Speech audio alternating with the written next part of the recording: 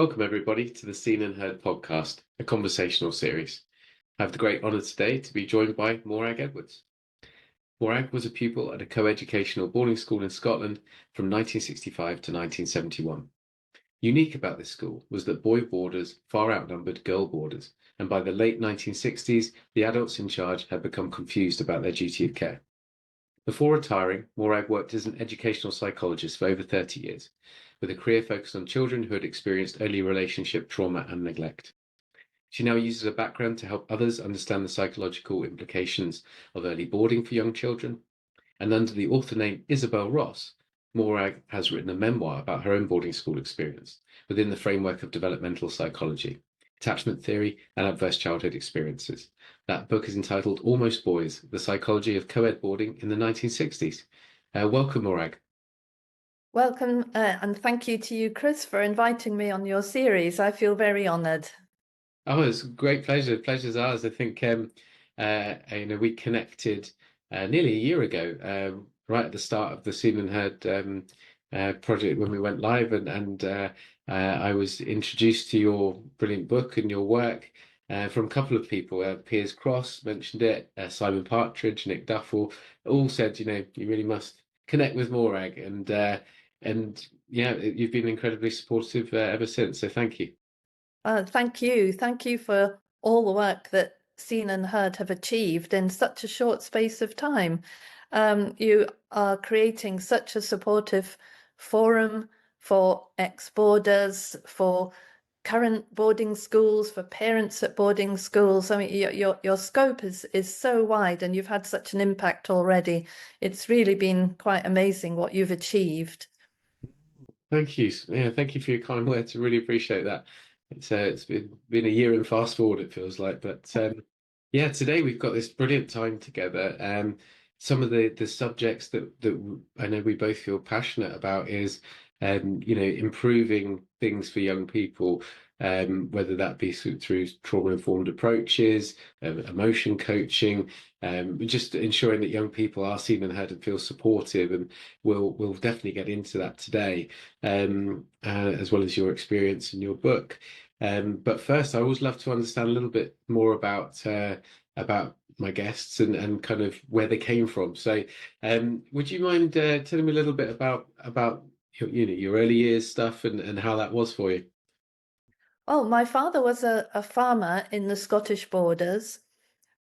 He was a boarder himself, and actually, between the years of 8 and 12, was at my former boarding school.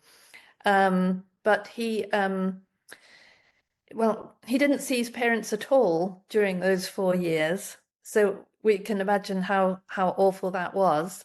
But my grandparents, who were in India, they came back when they'd been at boarding school for 4 years in Scotland.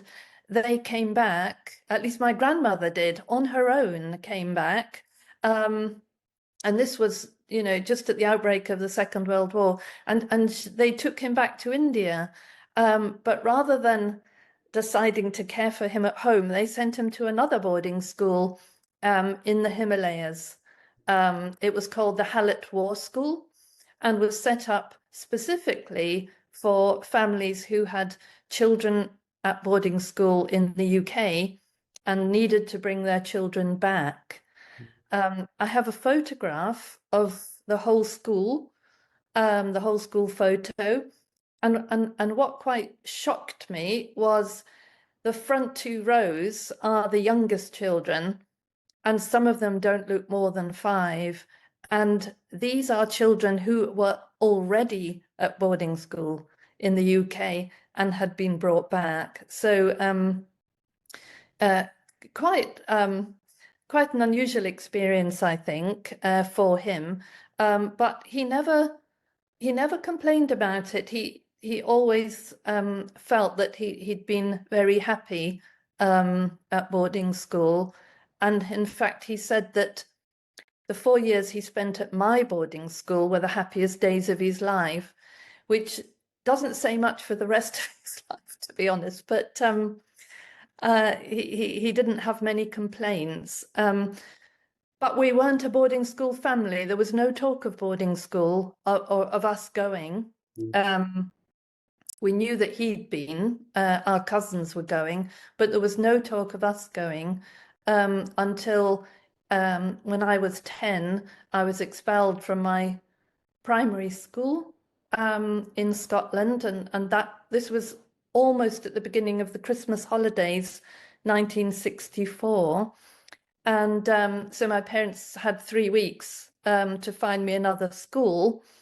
And if you think that schools were just about to close for the holidays, um, they panicked, I think. And from an attachment perspective, it makes a lot of sense that my father rang his old school, the school I went to, and took advice Mm. rather than actually seeking advice from his own parents.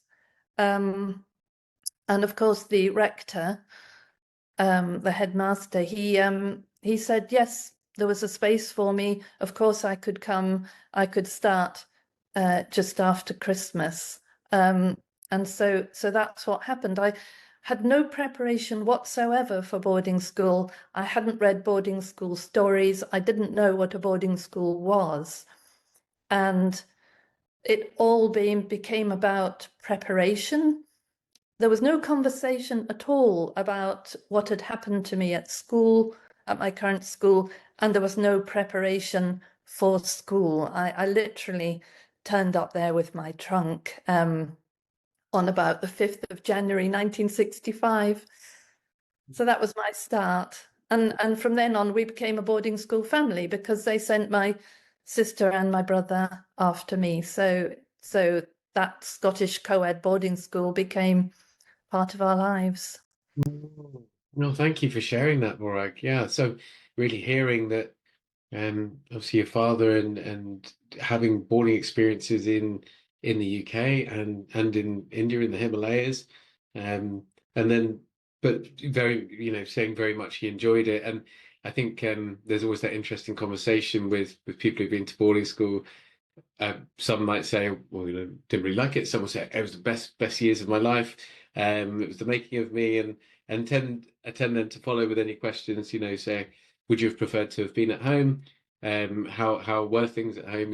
How was there any bullying, etc. And then slowly the conversation can then opens up. Oh, well, actually, yeah, there was some stuff that was difficult. But typically the stock response is often best years of my life, Yeah, isn't it? So.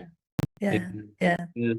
And then to see that you sort of move towards this boarding family. So how when you arrived there, sort of trunk in hand, 10, 11 years old, as you said, wasn't it?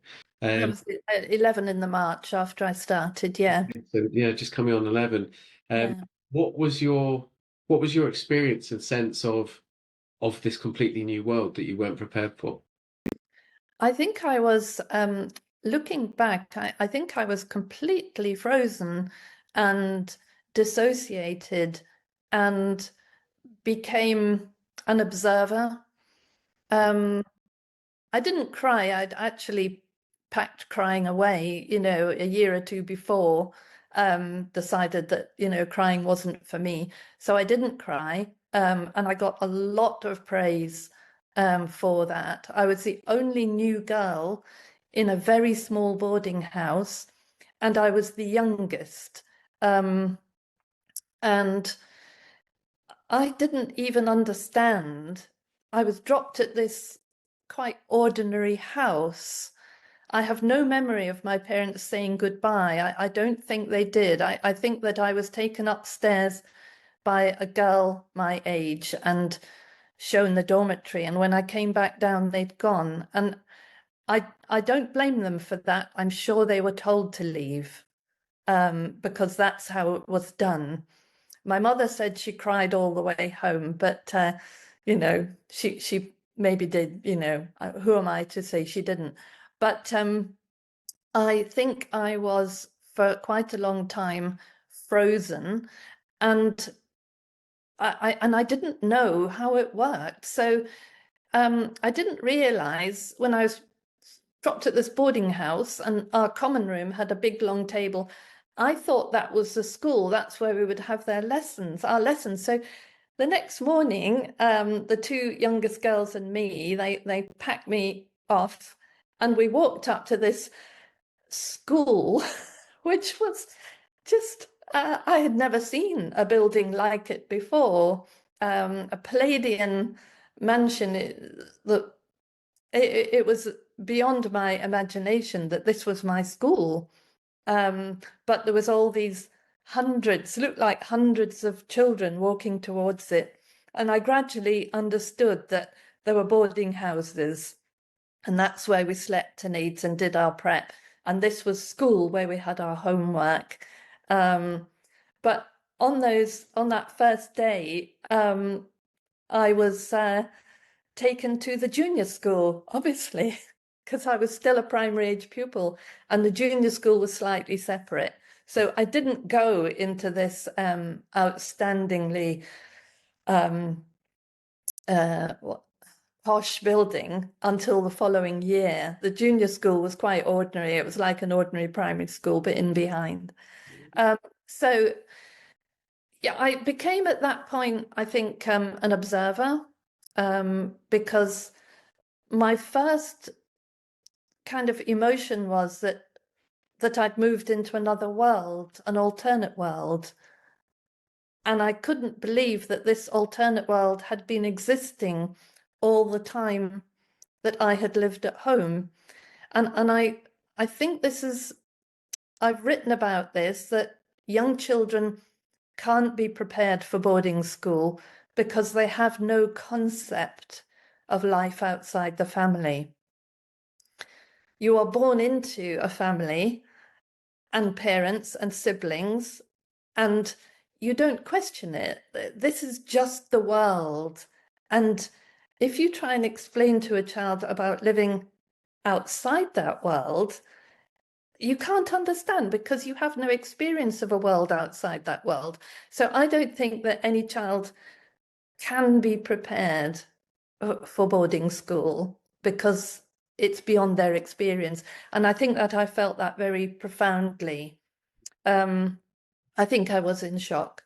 And I was in shock for a very long time.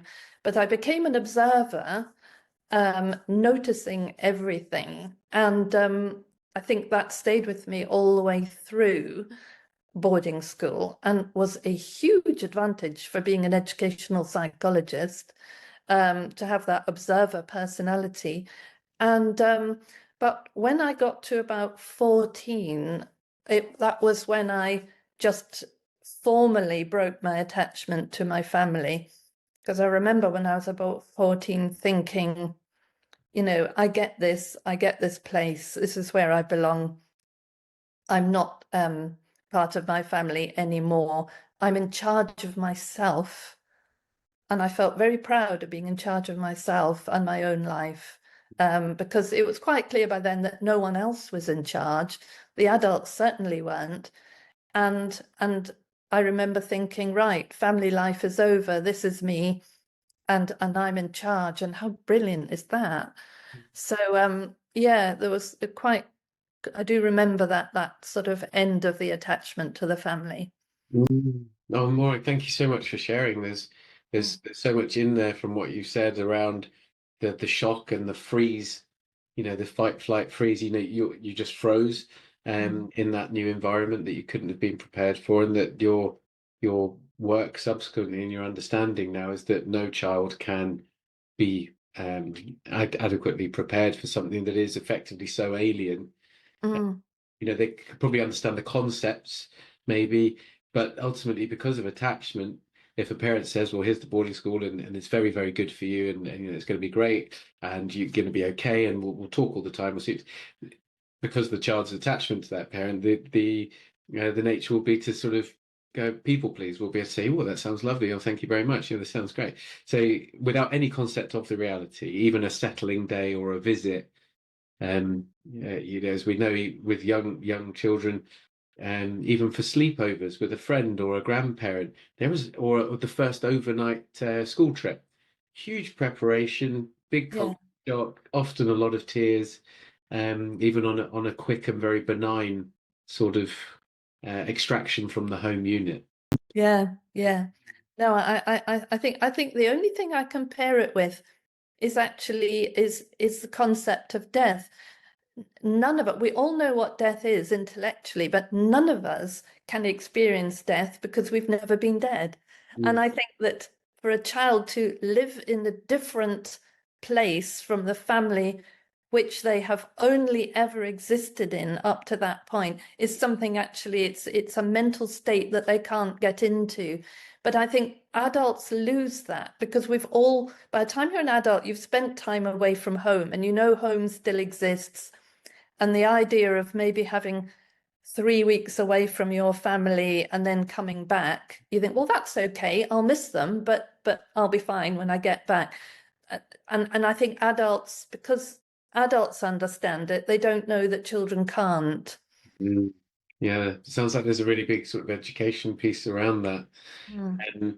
But what I'd love to understand, you mentioned in the sort of bio at the start, you went into a school where girls had sort of been introduced, but the numbers were very heavily skewed. What was your experiences growing up as a girl moving through puberty, moving through teenage years in this sort of strange institution? Well, my school was founded in 1818 and it was a co-ed school right from the start. Mm. So I have the privilege of having been at the oldest co-ed boarding school in the country. So you'd think they'd have got it right, wouldn't you, by then? You know, they've had over 200 years. But there were about 800 pupils when I was at the school, 50-50 day pupils and boarders. So there would have been about 400 boarders. There were 6 boys' boarding houses. So, and there was about 40 to 50 boys in each house, and the rest were girls. The girl boarders, there was about 40 to 50 of us, girl boarders. And I started in this tiny little girls' boarding house, which closed. It closed when I'd been there 2 terms. And so I had to join the one big, relatively big girls' boarding house. So what was I was at a Scottish primary school, as you know, and Scottish primary schools at that time were surprisingly violent places. I don't know if you read Shuggie Bain, the Booker Prize winner. You know, it tells you what Scottish boarding school, Scottish ordinary primary schools were like in the 1960s. They were violent places. And so when I arrived at boarding school, the undercurrent of violence was clear to me, familiar, and the undercurrent of sex was also familiar to me. Both those themes, as a very observant and sensitive child, were there right from the start. And so being in a girls' boarding house, one of the things that was very clear is that we didn't mother or care for each other, nor did we actually support or talk to each other about anything confidential, because we didn't trust each other. And the reason we didn't trust each other, because we were in competition for the boys. As soon as you were sort of 11 or 12, you were in competition for the boys, and you were also in competition academically. Because there were so few of us, the teachers never let it drop that we were even more privileged than the boys to be there, and it was up to us to make the very best of our education. So we were highly competitive. The girls were highly competitive academically and for the boys, and we simply didn't trust each other. The relationship with the boys was very tricky for us looking back, although at the time you just accepted how it was. The boys there was a culture that you, as soon as you were 11, 12, you would try and pair up. And the trouble with that was that there was a culture of reaching down. And so the oldest boys would reach down to girls who were 12 or 13, and would try to have a sexual relationship with very young girls. And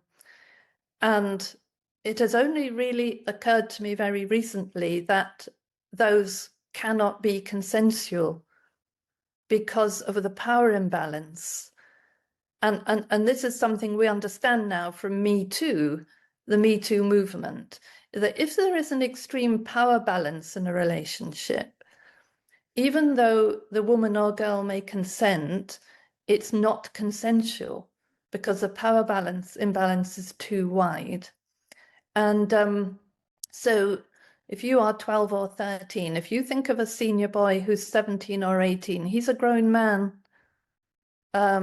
and often has very high status in the school, even if he's not one of the labeled high status prefects or first 15 rugby or whatever. As a senior pupil, he has status, and as a little girl, you may be incredibly flattered at being picked out, and you want to keep him, so you will agree to whatever is suggested, even if you don't particularly want it. But also, there was a lot of coercion. And so the same coercive techniques were used as an adult male would use to a child. So in terms of, pretending to be your friend and then being cruel to you so that you came crawling back, spreading nasty rumors about you and saying that they were the only person who could put this right for you, and that kind of manipulation. I mean, I had a lot of threats, which scared me. And if I had told somebody, if I told an adult, they'd have said, don't be ridiculous, those are just nonsense. But the threats were very real.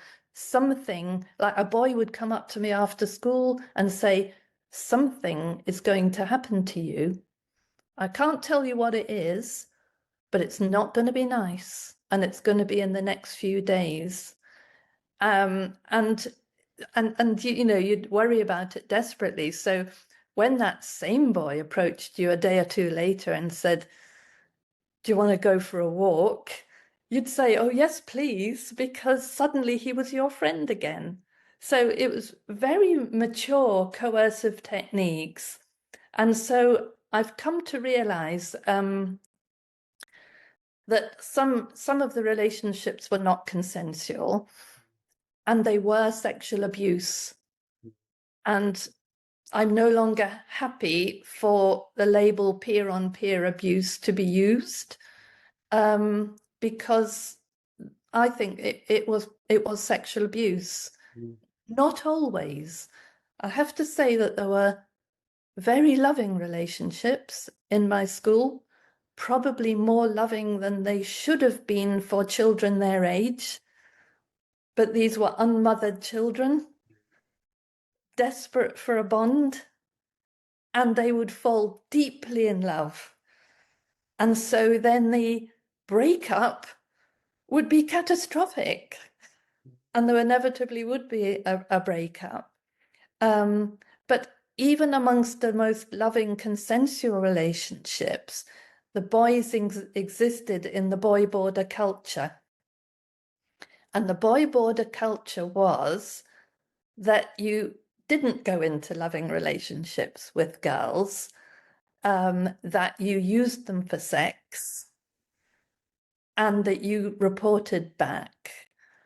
And reporting back was key to a boy's credibility in the school.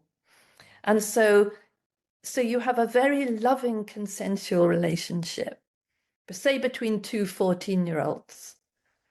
And then the next day, the girl goes up to the school and a boy marches past her in the corridor and thumps her on the back and says, you know, I heard what you were up to last night, and it's all round the school you're a slag. And so this boy that you love has betrayed you. And so we were constantly in this cycle of finding boys being betrayed by them or being coerced by them. And so the girl boarders had a reputation for being tough and hard as nails. And it's not really surprising, is it? That's what we were existing in, environment we're existing in. But also what I've come to realize from the boys that I had as consensual lovers, they didn't really want sex. What they wanted was a mother. They wanted a friend and they wanted a mother. That's really what they wanted from me. But I was a hard, nasty girl boarder, and I was the last person they would get it from. So they were hurt too, very hurt too. And this was all happening in our subculture, which the adults had nothing to do with, had no involvement with, no supervision of. We were just left to get on with it ourselves. And we had hours and hours and hours of free time. We weren't one of those boarding schools that kept boarders busy all the time with endless activities. That would have been brilliant. No, we were just left to our own devices. Yeah, so awful. Oh, Morag, thank you for sharing. I think I'm feeling a lot of emotion coming up as you speak. The tears are coming because as someone with teenage daughters, the you know the that environment for girls growing up, a predatory environment where you have to be on guard all the time, where you think you might be getting into connection, and then the rumors are spread behind your back. It's absolutely heartbreaking, and the hardening up that you talk about there, and we'll come on to the Almost Boys, the title of the book, but I can start to see those themes now of the process of the hardening up of the femininity dropping away, the masculine and the system being, sort of all encompassing. It's heartbreaking. Yeah. And I also connected deeply when you said about the boy border culture. That culture was still alive and well when I went through in the 90s. And I imagine in many places it's still alive and well now. And we know it's, in the news everywhere at the moment, toxic masculinity or Andrew Tate or incel, or all these things that are now there around this use and abuse of women, of turning away from the femininity that's within all of us, masculine or feminine. It's really troubling, and I think I know that I was a part of that in my teens. It was the language from the first 15 boys around the girls in our school was exactly that language that you explained. And even though you knew it was wrong at the deepest level of your being, Mm, showing that or expressing that or sticking up for someone, mm, suicide. It was mm, absolute mm. suicide. Absolutely. Just, Yes. just towed the line with it. Yes. Yes. And I have no resentment for the boys at my school. I do want the correct story to be told about girls at boarding school. And I think you're absolutely right. The feedback that I've had, I was writing about 50 years ago. So you could say, well, that's how it was then. But I've heard from much younger girls and women who were at co-ed boarding schools, are at co-ed boarding schools, and it's the same. And all the evidence is that the culture in mainstream state schools for adolescent girls is appalling right now. and there's been the Parliamentary Report on Women and Girls 2023, Baroness Burton's report on pornography. The percentage of 14-year-old girls reporting having been strangled during sex is quite shocking. Now, these are girls reporting this who go home to their parents or a parent at night. So can you imagine what it's like right now being a girl at a co-ed boarding school? Because you are dealing with how boys culturally were always prepared to be. And then you've got this added layer of social media, toxic influencers, incel culture, and you're a girl managing that without your parent or parents. And I would say to any school, show me how you are protecting your girls in a co-ed school, because I think however they think they need to treble it, to keep girls safe in the current climate. But I don't blame the boys from my school, because they were vulnerable boys as we were vulnerable girls, and they were surviving the only way they could in that culture. Who I blame is the adults for abdicating parental responsibility for us. They were in charge. Now, in the 1960s, you wouldn't have had tender relationship education, that showed boys and girls how to be together safely and responsibly. That wouldn't have happened. But you would have had, with caring parents, you would have had very strict rules, and you would have been expected to stick to them. So girls and boys, this is how you mix, this is when you mix, this is what you do when you mix. That, even that level of control just wasn't there. Yeah, yeah. Thank you, Morag. It's really moving. I think because it brings up so much of what's happening in the world now. Yeah. It's still extremely relevant, and I think we have to learn these lessons, as seen and heard in schools talking Mm. about this right now. But particularly, as you say, if you get young boys moving through to be men, and they are detached from their emotions, they may or are very likely to be angry, and there is a void. Into that void comes these sort of toxic ways of being and messages and cultures, and the cycle starts all over again. So there is a huge piece to be done here, um, around emotional education, and also, for me, starting as young as possible, the understanding that the masculine and feminine exists within everybody. And what we've done as a society, it's very left brain, it's very male dominated, it's very patriarchal, and there needs to be a rebalancing of that at a deep level. But yeah, thank you for sharing your experience. Yeah. I mean, boys need enormous care growing up, I believe, and it has to start right in nursery. We know boys are more vulnerable right from the start. And I do believe that they need incredible care and sensitivity when they're very little. Mm-hmm.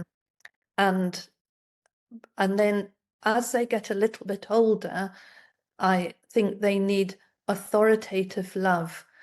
Authoritative love is the very best model of parenting. And I think a lot of parents run from this authority, but it's not being an authority over your child. It's authoritative love, which means that you are a very emotionally aware, sensitive, consistent parent, but you are able to put boundaries around behavior. And I think that starting with highly sensitive, caring care of little boys when they're tiny, and then as they get bigger and they start to show their strength and their masculinity, they do need very firm boundaries, because I have an 8-year-old boy in my family, and I have seen him squaring up to his mother in a very worrying way. Mm. And I talk to him about, I've firstly tell him that's not acceptable, that boys and men don't square up to women like that. But then I'm always careful to get him aside later and tell him that men and boys are great, that they're so strong, they're so fit, they're such fun, but they're also very, very loving and kind. And that's the very best thing about growing up to be a man. And because I don't want him to hear that being male is a bad thing. I want him to be proud of being a man and all he can bring to manhood, but not this angry, power squaring up to women, which he's already picked up at 8, which is worrying. Mm. Yeah. Yeah, I really hear you. As someone who's done a lot of work as an adult, repair work, healing work, and finding my way into men's groups, men's work, and the what I would call sort of actually finally seeing benevolent men who were role models, who had the emotional connection, who had the Mm, boundaries and the strength. I really only saw that in my 40s when I went into personal development. I could probably count on one hand the amount of fully men who are fully in their masculine that I mm, came across in 20 or 30 years, not in business world. I had one rugby coach at 11 at school who mm, who was that, and mm, he sort of held the whole place together because of mm, that energy. But there is such need for this, and of course we've done away with all of our rites of passage for mm, girls and for boys. So girls aren't being brought through into womanhood as well as they used to be. Boys aren't being brought through into their masculine. So thank you for highlighting that. It's mm, critical that comes back. And we touched on it a couple of times. The title of the book, if you like, the almost boys bit. So I'd love to hear a little bit about this hardened um, sort of persona that you carried out into the world, and then what led you through to sort of recognizing that and starting to write about it later on. mm. I knew when I left school, that I wasn't right. I knew I wasn't a complete person when I left school. Um, And I remember at university seeing the counselling services and thinking, oh, shall I go along or shan't I? And I just decided that I wouldn't, and I probably should have done then. But I knew that I had almost no empathy, that I couldn't recognize feelings in myself or other people very well. And I particularly didn't respond to other people's feelings or circumstances well. I carried with me that everything is a laugh. We survived at boarding school by everything being a laugh. Everything was a joke. And so anyone who had had a very bad experience, and would tell it to the others, they'd tell it as a joke and we'd all laugh. And it was our survival mode. And the boys, because there was sexual abuse at my school, of the boys, by adults. I'm not aware of sexual abuse by teachers, of young boys at my school, although I am aware of male teachers going out with sixth form girls and that being just condoned in the school, um, because it's a relationship, isn't it? And she flirted with him. I mean, he's a young man. What's he supposed to do? And anyway, but sexual abuse did go on of young boys in my school. And because you were close to some boys, very close, you know, and if you were in a small group, then sometimes they would disclose. And we'd all just laugh. And so, and say, well, it's your own fault. You shouldn't have gone into the sleeping bag with him. What were you thinking of? What a prat, And so I carried that everything's a laugh, everything's a joke. And when I was at university, that fitted in actually. I was at St Andrews, where the majority of students were probably ex-boarders. And so that was the culture there as well, that you made everything into a laugh and a joke. So it didn't really trouble me too much at university, but then I wanted to be a psychologist. And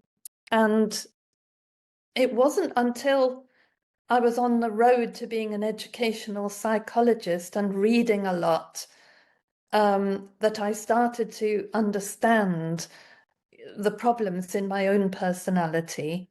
And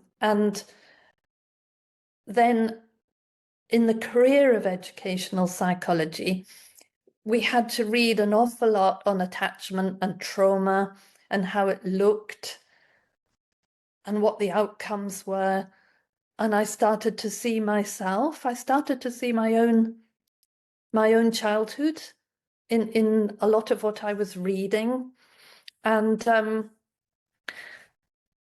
so I think in terms of cognitive empathy, that helped me to understand an awful lot more, understand from other people's perspectives what was happening to them and what had happened to me.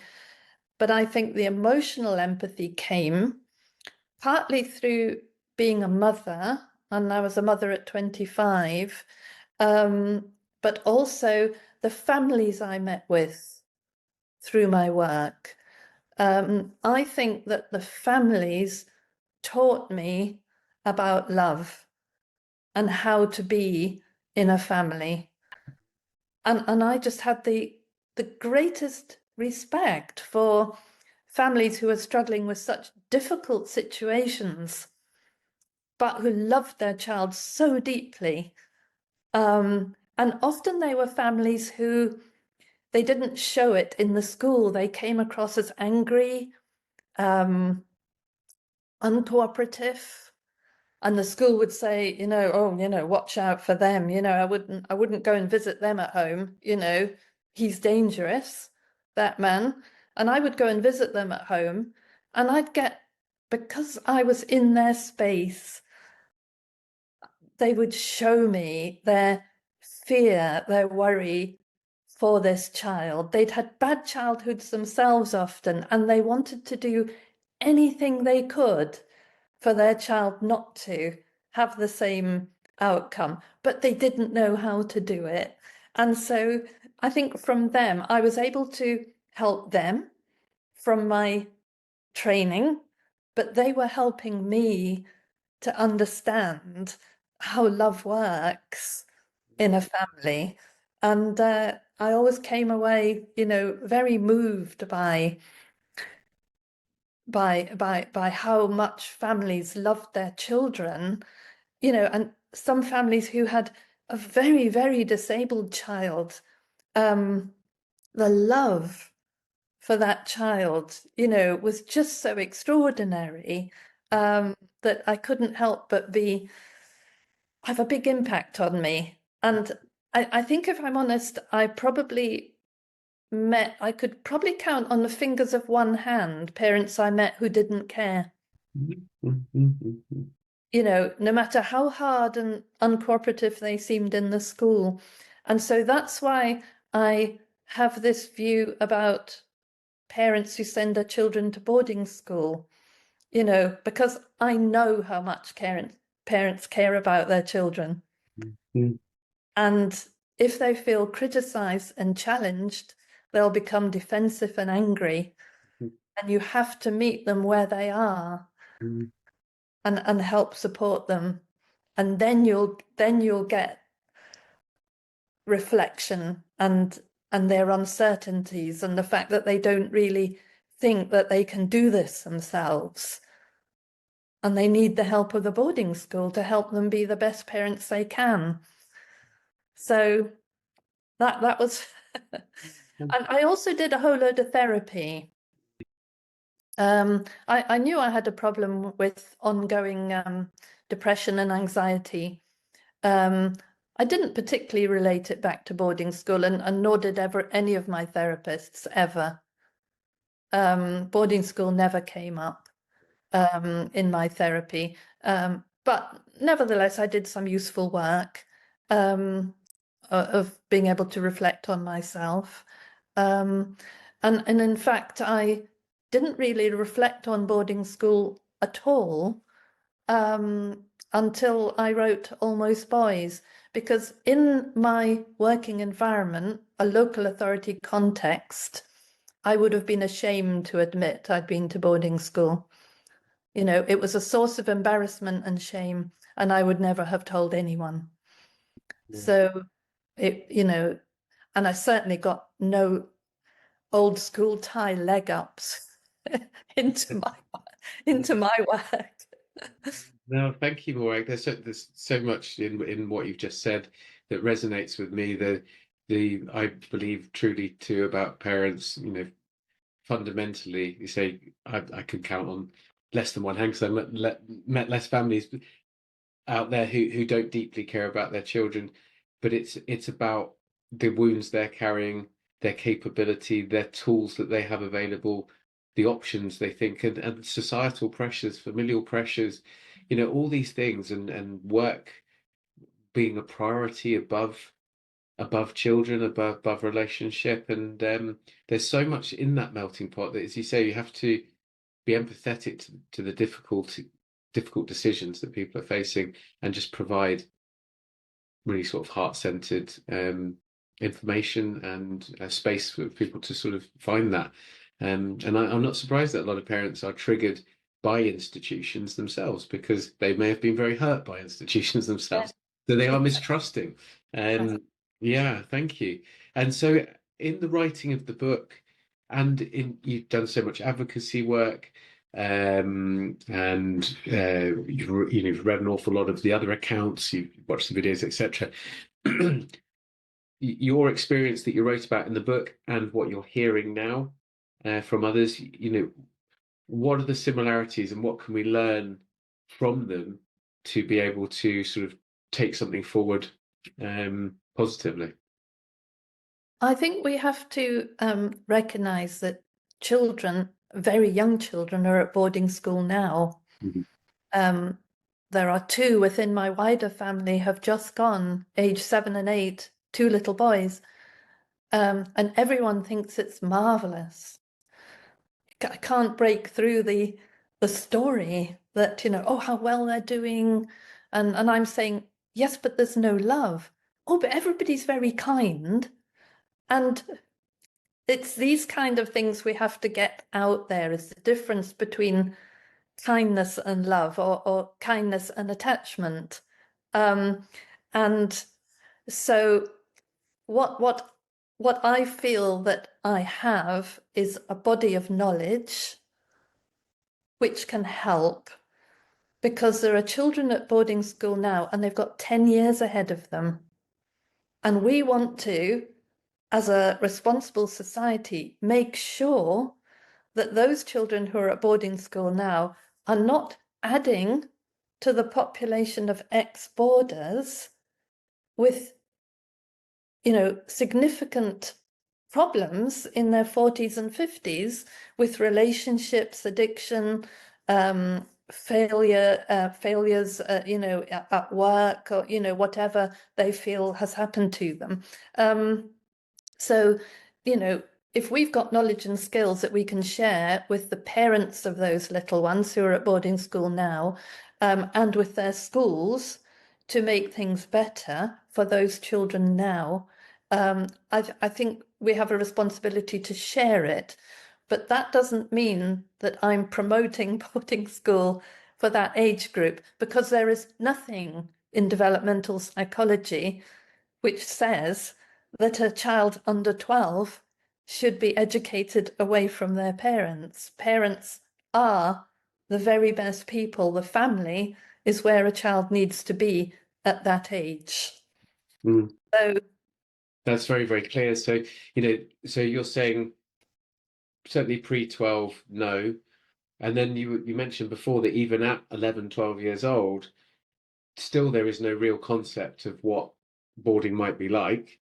So, no, that, with that understood, should there be boarding under 16 at all? I have mixed feelings about that, because I think the answer is that we don't really know. There are some children who thrive because they want to be with their peers all the time, and that suits them. But there's an awful lot of adolescents who don't. They do like their own private time, and they will be very unhappy having to be with peers all the time. Even if in a modern boarding school, they might have their own room. There's no escape. Mm. And there's no doubt about it that if we say that attachment is a safe haven, and it's also a secure base, those two things, I think in adolescence, children move away from the safe haven aspect of their parents. They start to use their friends as their safe haven.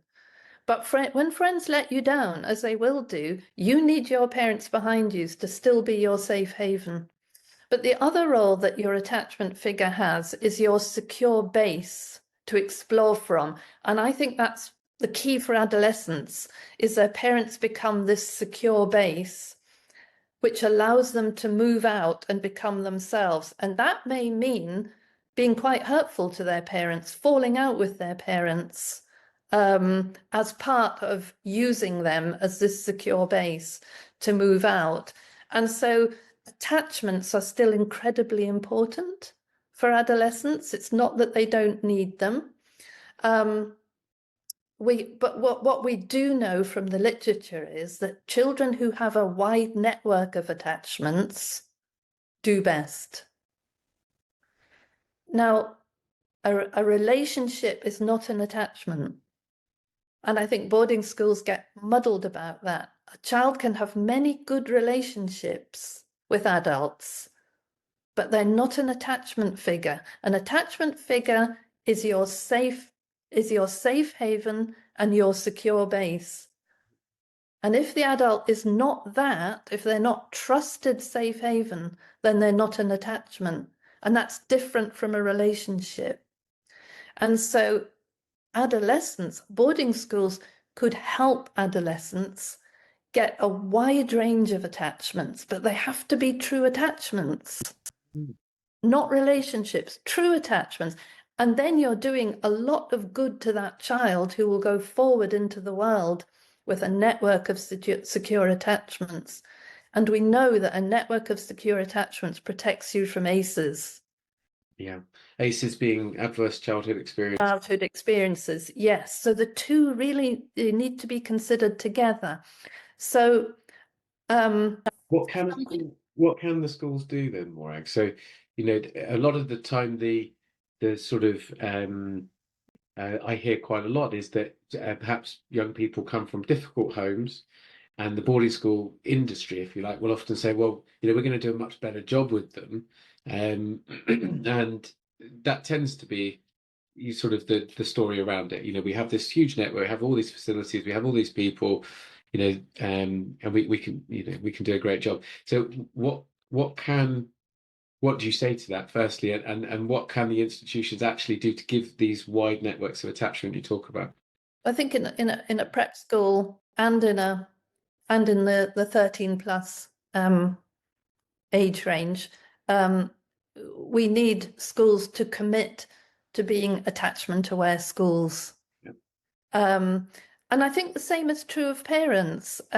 If you decide to send your child to boarding school, whether they're 7, 8, 9, 10, whatever, and even if they're only going 3 nights a week, so they're flexible boarders, you have to really, really up the attachment parenting. So you have to know what it is and you have to know how to use it. And that might mean going on to a parenting course, you know, if you're not, if you are uncertain. So that is also true at the adolescent phase. You have to be an attachment aware school. And there are some key things to being attachment aware. And one is two key things for any age child and for parents. One is what's called holding in mind. Parents who hold a child in mind produce securely attached children because they are aware and they are sensitive and they listen. It doesn't mean they get it right, but it's that being aware and listening, talking about emotions, thinking about what might be going on for the child and showing curiosity, and then helping the child to manage difficult emotions or whatever situation they're in. That's what's holding the child in mind is. That requires time, and that's where boarding school staff might struggle, but they need to be doing it as well, and they need to think very hard about clocking off. Attachment, your secure attachment should not clock off. I mean, all children will cope if mum or dad goes into hospital for a little while or is gone overnight, but not clocking off, because a child should always know who their secure attachment is. And if you are house parents and one of you is off duty, and the one off duty is the child's attachment figure, who is going to step in? So they need more than one. And there's a lot of evidence out there in social care literature for foster carers, for nurseries, because nurseries deal with people clocking off and on all the time. There's information out there about how to manage this, but any school who hasn't thought about who is this child's secure attachment and who steps in when their secure attachment is off duty. So holding in mind, characteristic of that is when you're off duty, you think about the child, and when you come back into the setting, you share with the child how you were thinking about them when you weren't with them. And that is also a characteristic of holding in mind. So on my day off, I went into Marks and Spencer's and I saw those cakes you like. And I thought about you. I thought Johnny likes those cakes. That's holding in mind. The other key thing is called rupture and repair. And this is absolutely basic for good parenting and for good schools to take on. And it's where when something goes wrong, when your relationship is misattuned, then as the adult, you take the lead to talk about the misattunement.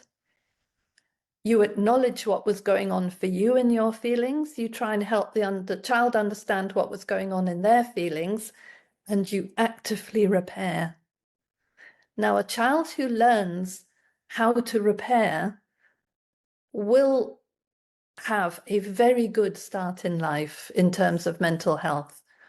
Because if you truly believe that you can't go wrong, that almost everything that you go wrong with can be put right, that's so powerful for your mental health.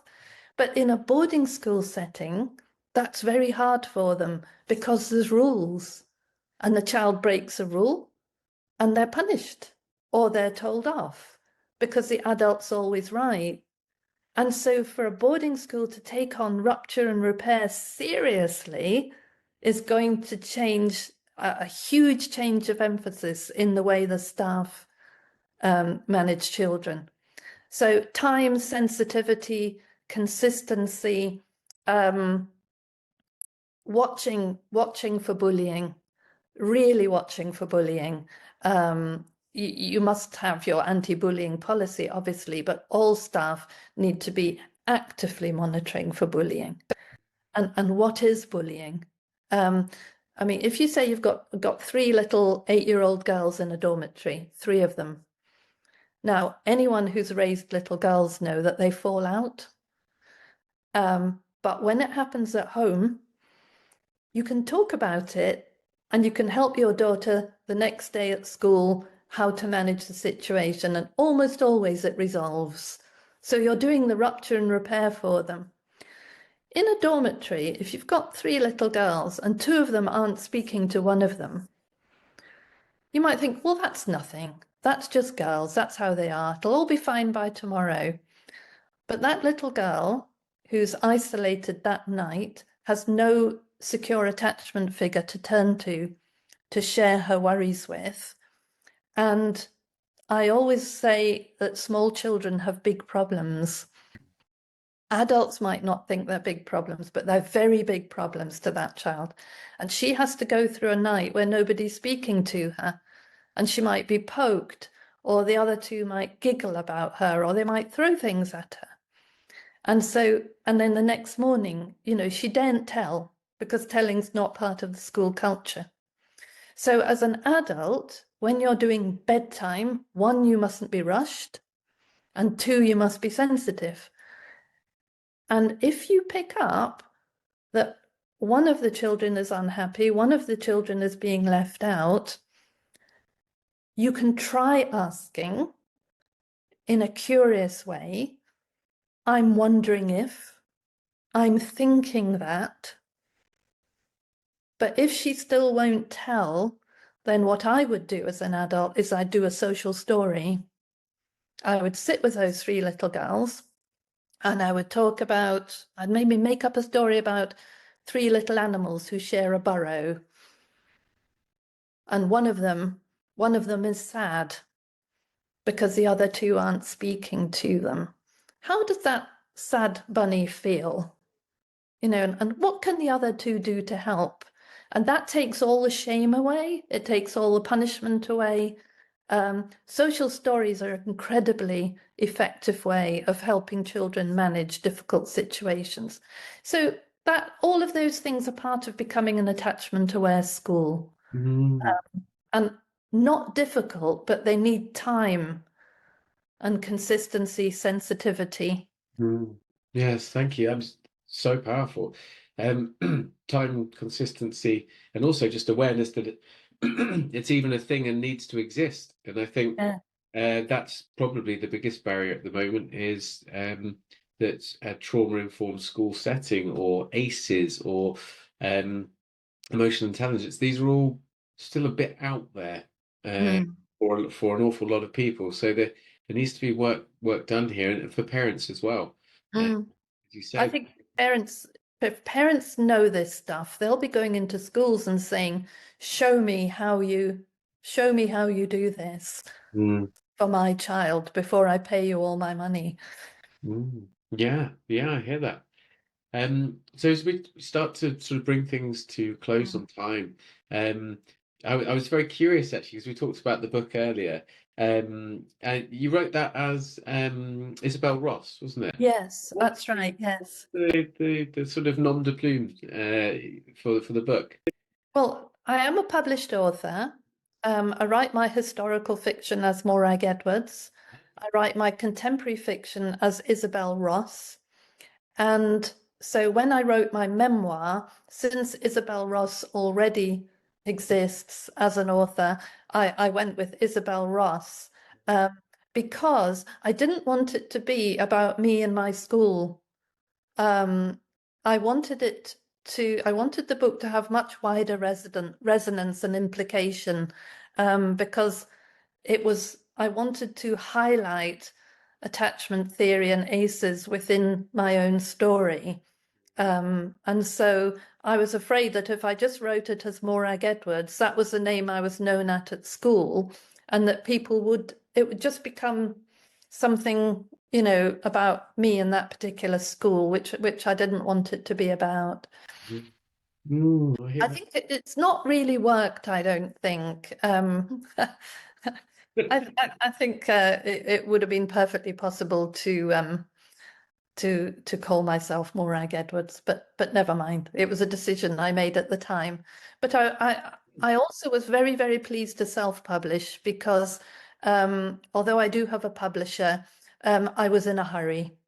Um, there was something January 2024, around the time you were setting up Seen and Heard, there was something happening in the boarding school advocacy movement, and I wanted my book out there. And I couldn't wait for non-fiction and memoir publishing timescales, which are so long. It would only just be coming out now, I think. So I took a risk and self-published, and I'm glad I did. I'm Yeah, glad you did as well because it's a powerful book. thank you. Who wants to find it, you can easily find it online or at the usual places, and we'll put a link to it in the show notes as well. But you were right about that momentum. Many people feel that, and it's Mm, only building. And it's a momentum just to have a conversation, an honest conversation about what happened, the experiences of a lot of people over a very long time in boarding schools and independent schools. And most importantly, that's what we're here, and I know you're very passionate about, is what can we learn from that to improve things for young people today, and ultimately to sort of improve society and uh, emotional health, physical health as a whole. So there's an awful lot to learn from this. mm. Um, I touched on it just as we're wrapping up. I touched on it a little bit earlier about this um, narrative that is often used that if home is difficult, boarding Oh school yeah, is yeah. better. Do you have some sort of brief thoughts or something around whether if home is hard, boarding school is better? Well, I think from my own personal experience, my parents weren't the most supportive or loving because of their upbringing. And but I can't say that sending me to boarding school where I was emotionally abused by female staff in the boarding house and sexually abused by male boarders, um, you know, was a better alternative. Definitely not. I would have liked to have grown up in my own family, no matter how difficult it was. Because in a sense, that's the family you're born into. There is no other. And I would have liked to have given us all the chance to develop as a family, including my mum and dad, who I think would have, we would have had our problems, but we would have been a unique family with them as our parents. So yes, I've heard that before, and I suppose my biggest challenge to that is what happens to the child in the holidays? If you have a parent who is violent or a parent who is a drug addict or so on, you are temporarily removing the child from that situation, but then the child has to go back there for the holidays. So who is working with the parents in the interim to make sure that they are providing a safe haven for that young person when they go home? And boarding school holidays are long. And so you're giving the child the freedom perhaps from those particular abuses. They may not have any love where they are, but they're free from those particular abuses. Like I was free from the bullying when I was sent to primary school, and that was a relief. So the child may feel a momentary relief, but then they've got 12 weeks to worry about going home. Um, and so I think that a child who, and it depends on the level of difficulty, But if a child has got, say, severely challenging behavior because of trauma in their past, then a trauma-informed boarding school or a very strongly attachment-aware boarding school may actually help. But who does the work with the parents and the holiday? Otherwise, that's a nightmare for that child, Yeah. having to go back into it. Yeah, thank you, Morag. And if we see boarding just as a slightly different version of um, uh, state group home, if you like, it's still an institution, and we know that within state care that the going into a group home is the absolute Last resort. last resort. That everything is done in community, everything is done Yeah. with family, everything is done with relatives, everything is done with Yes. trying to build this village to raise a child, more Yes. detachment based, and only then failing that the group home. Whereas, of course, with the private system, you can bypass all of that community parent based work and just pay to sort of basically offshore the problem, if you like. Yes, exactly. And parents then avoid the scrutiny of public services who perhaps should be investigating the child's situation. There are 52 a year therapeutic boarding schools. They are mainly populated by children with education and healthcare plans sent by the local authority. But I'm sure that parents can pay for those as well. Mm. But I don't know of any parents who do so. They tend to go for, a traditional school, and Yeah. it's just an abuse of their responsibility, isn't it? Yeah, I often say, that moment when you have a child, that's your job. Everything else has to drop away. And I know it's hard, and I know making ends meet is difficult as a parent. I fully get it, but there is just something that has to happen. The profession, the career stuff, it has to drop down. The romantic relationship side of things, that it has to be balanced with the needs of the child, etc. And like you, I came from a home situation that was not easy, that was very broken. And the drinking problems and things were very erratic, etc. But in my going away, they never got that help.